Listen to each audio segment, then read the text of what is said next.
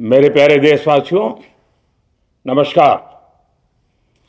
आज मैं एक बेहद महत्वपूर्ण विषय पर, विशेषकर देश की माताओं, बहनों और बेटियों से बात करने के लिए आया हूं। आज भारत का हर नागरिक देख रहा है कि कैसे भारत की नारी शक्ति की उड़ान को रोक दिया गया, उनके सपनों को बेरहमी से कुचल दिया गया।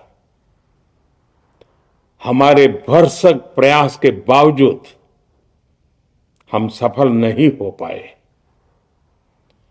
नारी शक्ति वंदन अधिनियम में संशोधन नहीं हो पाया और मैं इसके लिए सभी माताओं, बहनों, उनसे मैं क्षमा प्रार्थी हूं। साथियों, हमारे लिए देश हित सर्वोपरि है, लेकिन जब कुछ लोगों के लिए दल हित सब कुछ हो जाता है,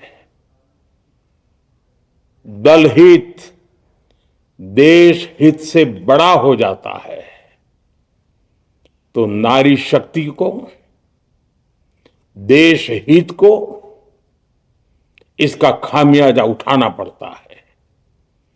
इस बार भी यही हुआ है। कांग्रेस, डीएमके, टीएमसी और समाजवादी पार्टी जैसे दलों की स्वार्थी राजनीति का नुकसान देश की नारी शक्ति को उठाना पड़ा है। साथियों, कल देश की करोड़ों महिलाओं की नजर संसद पर थी। देश की नारी शक्ति देख रही थी। मुझे भी ये देखकर बहुत दुख हुआ कि जब ये नारी हित का प्रस्ताव गिरा तो कांग्रेस, डीएमके, टीएमसी, सपा जैसी परिवारवादी पार्टियां खुशी से तालियां बजा रही थी। महिलाओं से उनके अधिकार छीनकर ये लोग मेजें थपथपा रहे थे। उन्होंने जो किया वो केवल टेबल पर थाप नहीं थी, वो नारी के स्वाभिमान पर, उसके आत्मसम्मान पर चोट थी। और नारी सब भूल जाती है, अपना अपमान कभी नहीं भूलती। इसलिए संसद में कांग्रेस और उसके सहयोग के उन सबके व्यवहार की कसक हर नारी के मन में हमेशा रहेगी। देश की नारी जब भी अपने क्षेत्र में इन नेताओं को देखेगी तो वो याद करेगी कि इन्हीं लोगों ने संसद में महिला आरक्षण को रोकने का जश्न मनाया था, खुशियां मनाई थी। कल संसद में नारी शक्ति वंदन संशोधन का जिन भी दलों ने विरोध किया है, उनसे मैं दो टूक कहूंगा। ये लोग नारी शक्ति को फॉर ग्रांटेड ले रहे हैं। वो ये भूल रहे हैं कि 21वीं सदी की नारी देश की हर घटना पर नजर रख रही है। वो उनकी मंशा भांप रही है और सच्चाई भी भली भांति जान चुकी है। इसलिए महिला आरक्षण विरोध करके जो पाप विपक्ष ने किया है, इसकी उन्हें सजा जरूर मिलेगी। इन दलों ने संविधान निर्माताओं की भावनाओं का भी अपमान किया है और जनता द्वारा इसकी सजा से भी वो बच नहीं पाएंगे। साथियों, सदन में नारी शक्ति वंदन संशोधन किसी से भी कुछ छीनने का नहीं था। नारी शक्ति वंदन संशोधन हर किसी को कुछ न कुछ देने का था, देने के लिए संशोधन का था। ये 40 साल से लटके हुए नारी के हक को 2029 के अगले लोकसभा चुनाव से उसका हक देने का संशोधन था। नारी शक्ति वंदन संशोधन 21वीं सदी के भारत की नारी को नए अवसर देने, नई उड़ान देने, उसके सामने से बाधाएं हटाने का महायज्ञ था। देश की 50% यानी आधी आबादी को उसका अधिकार देने का साफ नियत के साथ, ईमानदारी के साथ किया गया एक पवित्र प्रयास था। नारी को भारत की विकास यात्रा में सहयात्री बनाने और सबको जोड़ने का प्रयास था। नारी शक्ति वंदन संशोधन समय की मांग है।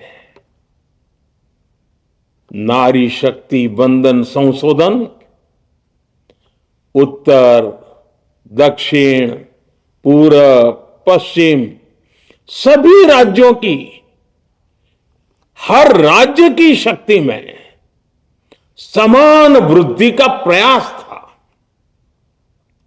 ये संसद में सभी राज्यों की आवाज को अधिक शक्ति देने का प्रयास था। राज्य छोटा हो, राज्य बड़ा हो, राज्य की आबादी कम हो या राज्य की आबादी ज्यादा हो, सबकी समान अनुपात में शक्ति बढ़ाने की कोशिश थी। लेकिन इस ईमानदार प्रयास की कांग्रेस और उसके सहयोगियों ने सदन में पूरे देश के सामने भ्रूण हत्या कर दी है, भ्रूण हत्या कर दी है। ये Congress, TMC, Samajwadi party, DMK जैसे दल इस भ्रूण हत्या के गुनहगार हैं। ये देश के संविधान के अपराधी हैं। ये देश की नारी शक्ति के अपराधी हैं। साथियों, कांग्रेस महिला आरक्षण के विषय से ही नफरत करती है। उसने हमेशा से ही महिला आरक्षण को रोकने के लिए षड्यंत्र किए हैं। इस दिशा में पहले जितनी बार भी प्रयास हुए, हर बार कांग्रेस ने इसमें रोड़े अटकाए हैं।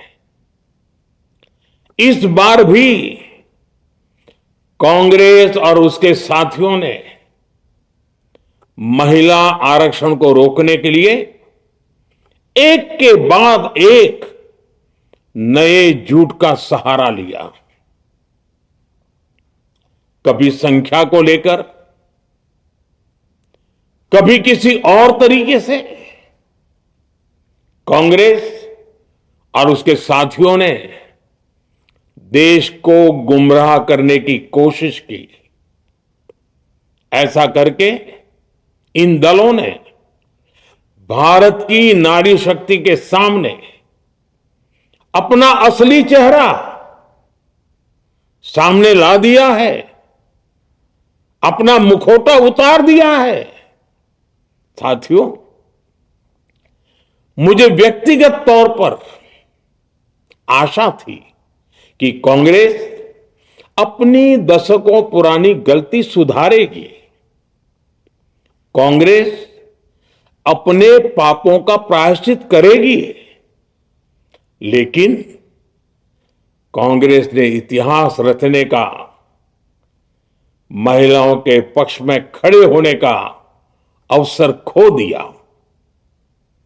कांग्रेस खुद देश के अधिकांश हिस्सों में अपना वजूद खो चुकी है। कांग्रेस परजीवी की तरह क्षेत्रीय दलों की पीठ पर सवार होकर खुद को जिंदा रखे हुए है।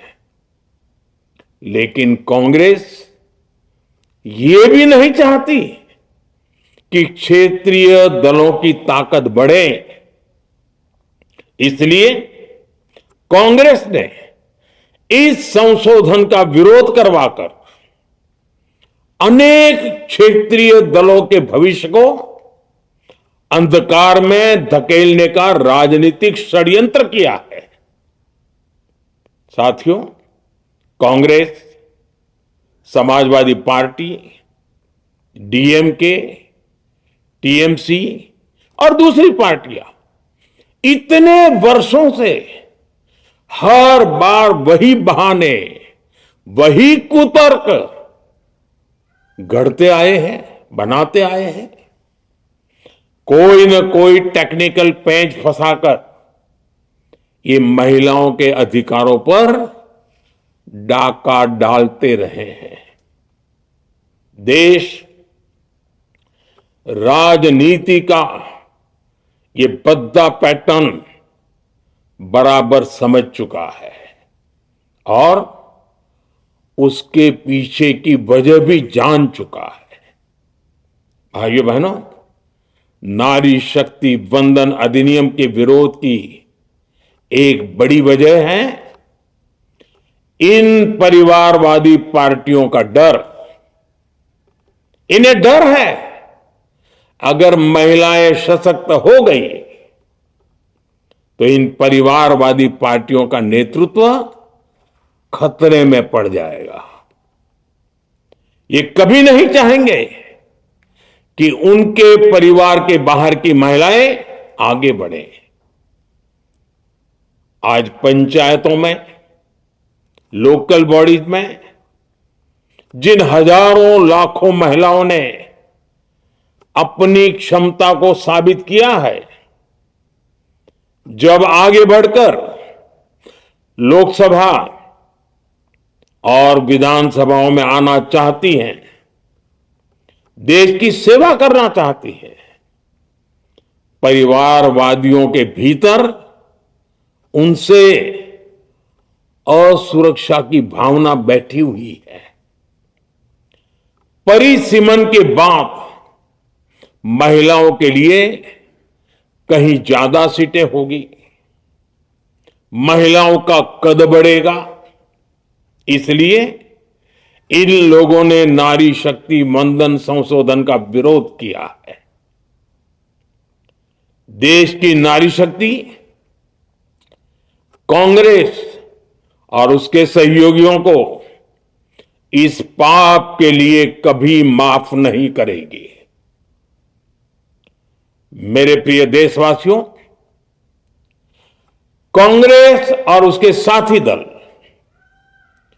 डिलिमिटेशन पर लगातार लगातार झूठ बोल रहे हैं। ये इस बहाने विभाजन की आग को सुलगाना चाहते हैं, क्योंकि बांटो और राज करो, कांग्रेस ये पॉलिटिक्स अंग्रेजों से विरासत में सीख कर आई है और कांग्रेस आज भी उसी के सहारे चल रही है। कांग्रेस ने हमेशा देश में दरार पैदा करने वाली भावनाओं को हवा दी है। इसलिए यह झूठ फैलाया गया कि डीलिमिटेशन यानी परिसीमन से कुछ राज्यों को नुकसान होगा, जबकि सरकार ने पहले दिन से स्पष्ट किया है कि न किसी राज्य की भागीदारी का अनुपात बदलेगा, न किसी का रिप्रेजेंटेशन कम होगा, बल्कि सभी राज्यों की सीटें समान अनुपात में ही बढ़ेगी। फिर भी कांग्रेस, डीएमके, टीएमसी और समाजवादी पार्टी जैसे दल इसे मानने को तैयार नहीं हुई है। साथियों, ये संशोधन बिल सभी दलों और सभी राज्यों के लिए एक मौका था, एक अवसर था। ये बिल पास होता तो तमिलनाडु, बंगाल, यूपी, केरला हर राज्य की सीटें बढ़ती, लेकिन अपनी स्वार्थी राजनीति की वजह से इन दलों ने अपने राज्यों के लोगों को भी धोखा दे दिया। जैसे कि डीएमके के पास मौका था कि वो और ज्यादा तमिल लोगों को सांसद विधायक बना सकती थी, तमिलनाडु की आवाज और मजबूत कर सकती थी, लेकिन उसने वो मौका खो दिया। टीएमसी के पास भी बंगाल के लोगों को आगे बढ़ाने का मौका था, लेकिन टीएमसी ने भी ये मौका गंवा दिया। समाजवादी पार्टी के पास भी मौका था कि वो महिला विरोधी छवि होने के दाग को कुछ कम कर सके, लेकिन सपा भी इसमें चूक गई। समाजवादी पार्टी लोहिया जी को तो पहले ही भूल चुकी है। सपा ने नारी शक्ति वंदन संशोधन का विरोध करके लोहिया जी के सारे सपनों को पैरों तले रौंद दिया है। सपा महिला आरक्षण विरोधी है। ये यूपी की और देश की महिलाएं कभी नहीं भूलेगी। साथियों, महिलाओं के आरक्षण का विरोध करके कांग्रेस ने फिर एक बात सिद्ध कर दी है। कांग्रेस एक एंटी रिफॉर्म पार्टी है। 21वीं सदी के विकसित भारत के लिए जो भी निर्णय, जो भी रिफॉर्म जरूरी है, जो भी निर्णय देश ले रहा है, कांग्रेस उन सब का विरोध करती है, उसे खारिज कर देती है, उस काम के अंदर खलल डालती है। यही कांग्रेस का इतिहास है और यही कांग्रेस की नेगेटिव पॉलिटिक्स है। साथियों, ये वही कांग्रेस है जिसने जनधन, आधार, मोबाइल, स्त्री शक्ति का विरोध किया। कांग्रेस ने डिजिटल पेमेंट्स का विरोध किया। कांग्रेस ने जीएसटी का विरोध किया। कांग्रेस ने सामान्य वर्ग के गरीबों को आरक्षण का विरोध किया। कांग्रेस ने ट्रिपल तलाक के विरुद्ध कानून का विरोध किया। कांग्रेस ने आर्टिकल 370 हटाने का विरोध किया। हमारा संविधान, हमारे कोर्ट जिस यूनिफॉर्म सिविल कोड, समान नागरिक आचार संहिता को, यूसीसी को जरूरी बताते हैं, कांग्रेस उसका भी विरोध करती है। रिफॉर्म का नाम सुनते ही कांग्रेस विरोध की तख्ती लेकर दौड़ पड़ती है।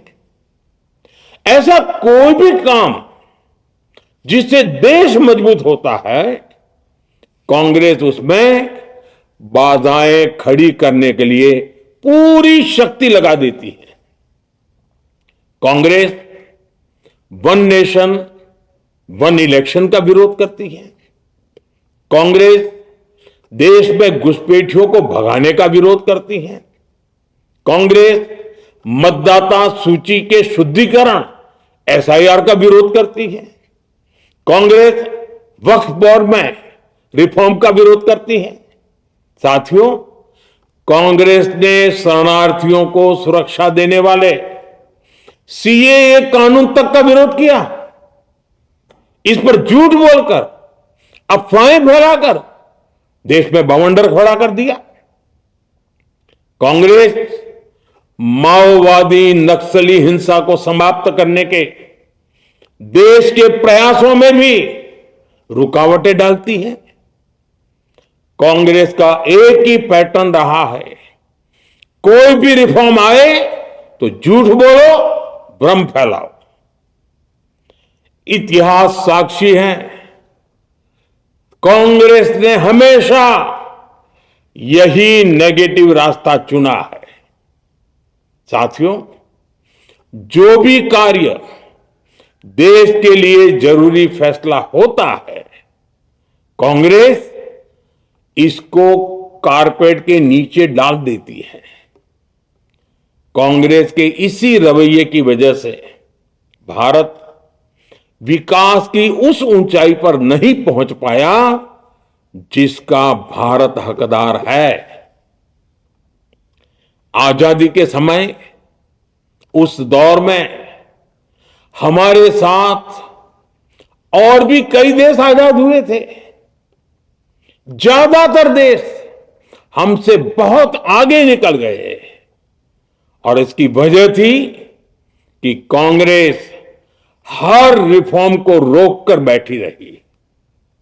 लटकाना, भटकाना, अटकाना, यही कांग्रेस का सिद्धांत रहा है, यही कांग्रेस का वर्क कल्चर रहा है। कांग्रेस ने पड़ोसी देशों के साथ सीमा विवादों को लटकाया।